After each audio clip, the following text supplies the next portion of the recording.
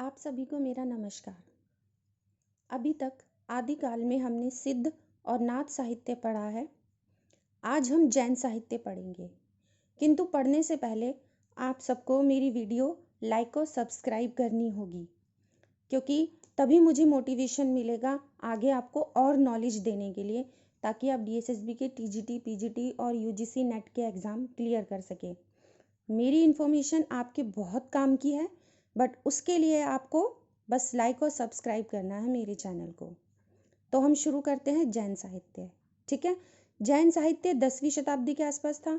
आप जैन साहित्य कह सकते हैं या अपभ्रंश साहित्य कह सकते हैं, क्योंकि जैन साहित्य जितना भी लिखा गया वो 90% अपभ्रंश भाषा में लिखा गया था। ये भारत के पश्चिमी क्षेत्र राजस्थान और गुजरात में इनका प्रसार बहुत ज़्यादा था, वहाँ ये लोग ज़्यादा बसे हुए थे। ठीक है, इस श्रृंखला में जो पहले कवि आते हैं वो सबसे पहले हैं हेमचंद्र। ठीक है, जो हेमचंद्र हैं उन्हीं से जैन कवियों की परंपरा शुरू होती है। इन्होंने संस्कृत, प्राकृत और अपभ्रंश तीनों भाषाओं में लिखा है। इनका जो सबसे पहला लिखा हुआ एक काव्य है वो शब्दानुशासन है, जो कि अपभ्रंश भाषा का प्रथम व्याकरण है। ठीक है, सेकंड इन्होंने कुमारपाल चरित लिखा है जो प्राकृत भाषा में है, और एक देशी नाममाला भी लिखा है। ये इनका मेन है शब्दानुशासन, जो कि अपभ्रंश का पहला व्याकरण माना जाता है। ठीक है, इसी श्रृंखला में दूसरे हैं देवसेन। देवसेन की दब्ब सहाव प्रयास, जो कि अपभ्रंश भाषा में लिखी हुई है। लघुमय चक्र और दर्शनसार, ये दोनों हिंदी में लिखी हैं। चौथी इनकी बुक है श्रावकचार, जो कि एक ग्रंथ के रूप में हिंदी में रचित प्रथम जैन साहित्य है। हिंदी में लिखा हुआ श्रावकचार है देवसेन जी का। ये इसकी रचना इन्होंने की थी 933 ईस्वी में, और दोहा छंद में लिखी है, और 250 इसमें कुल दोहे हैं। ठीक है, श्रावकचार में देवसेन जी की लिखी हुई है ये। नेक्स्ट इसमें आते हैं शालिभद्र सूरी, जो कि इनकी जो लिखी हुआ एक बहुत बड़ा खंड काव्य है भरतेश्वर बाहुबली रास। ठीक है, इसकी रचना इन्होंने 1114 ईस्वी में की थी। इसमें दोहे थे 250। ये खंड काव्य है।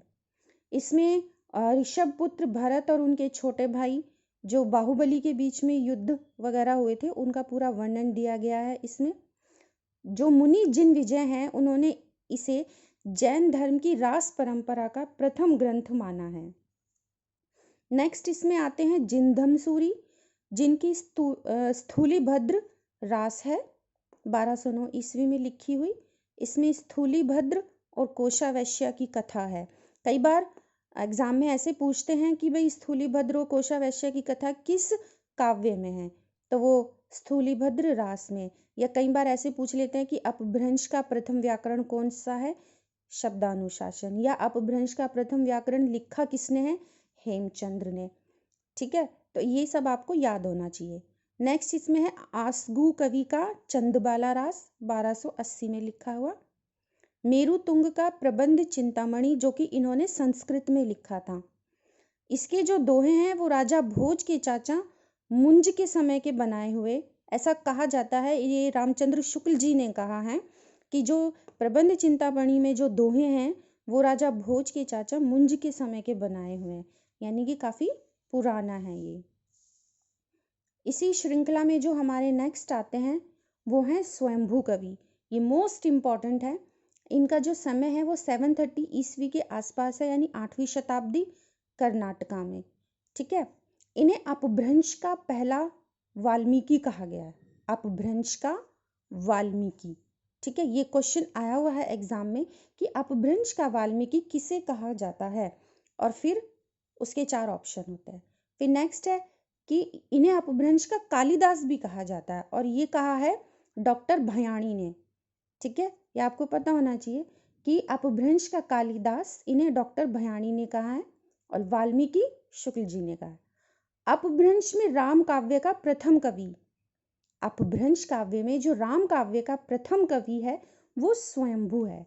इनकी रचनाएं हैं जैसे पौमचर्यु, रिठ्ठनेमी चर्यु, पंचमी चर्यु, स्वयंभू छंद, हरिवंश पुराण। इन कवियों के जिन जिन ग्रंथ के पीछे चरयू लगा हुआ है उसका अर्थ है कि वो सब एक महाकाव्य है। ठीक है।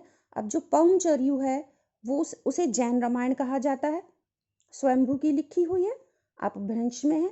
इसमें कांड है 5। ठीक है। श्लोक 1200 हैं, 90 संधियां हैं।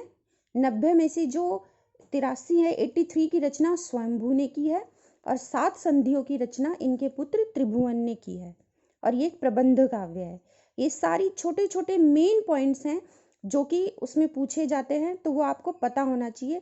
कई बार ये भी पूछ लेते हैं कि भाई कितनी संधियों की रचना पौमचर्यू में स्वयंभू ने की, 83 की और 7 की रचना उनके पुत्र ने की। एक प्रबंध काव्य है। इसमें मुख्य रूप से राम का चरित्र वर्णन है। इसे अपूर्ण माना गया है, मतलब इसकी पूरी प्रतियां नहीं मिली है।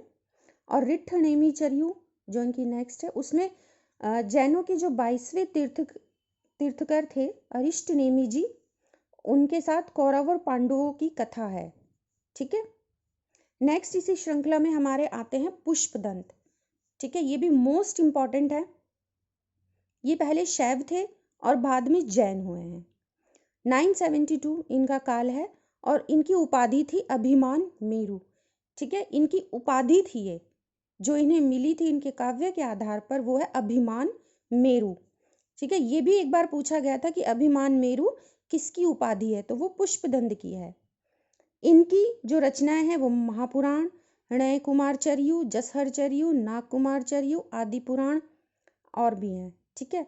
महापुराण में क्या है, वो एक राम काव्य है। 63 महापुरुषों का उसमें चरित्र वर्णन दिया गया है। जसहर चरयू जो है वो एक लघु चरित काव्य है। हिंसा वृत्ति का निवारण उसमें बताया गया है। यशोधरा की कथा है और चौपाई छंद है।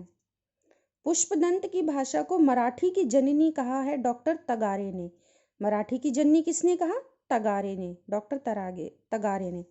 नेक्स्ट है जिनदत्त सूरी। उनकी जो मेन बुक है वो है उपदेश रसायन रास।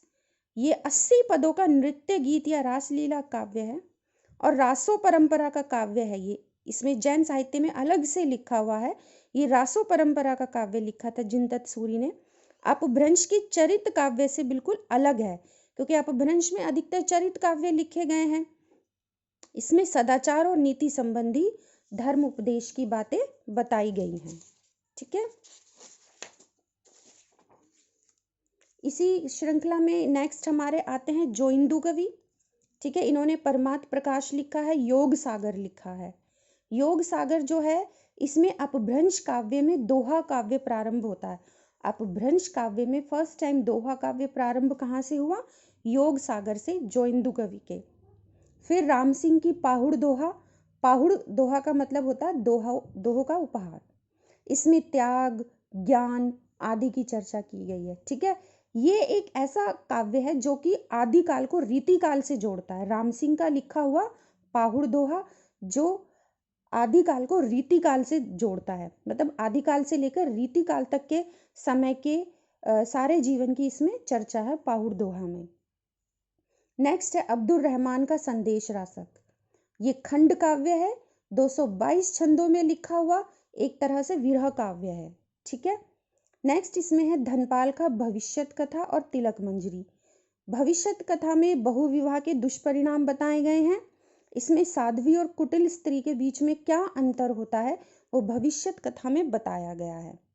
फिर अपभ्रंश का ये प्रथम काव्य है, प्रथम प्रबंध काव्य है। ठीक है। इसका संपादन किया था डॉक्टर याकोबी ने।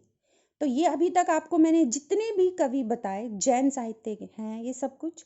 ठीक है। इनका लिखा हुआ जितना भी काव्य है वो मोस्ट इंपॉर्टेंट है और उसमें से 4 या 5 क्वेश्चंस तो आपको पेपर में ज़रूर मिलेंगे, चाहे आप DSSB के दें या आप उसके दें UGC नेट के दें।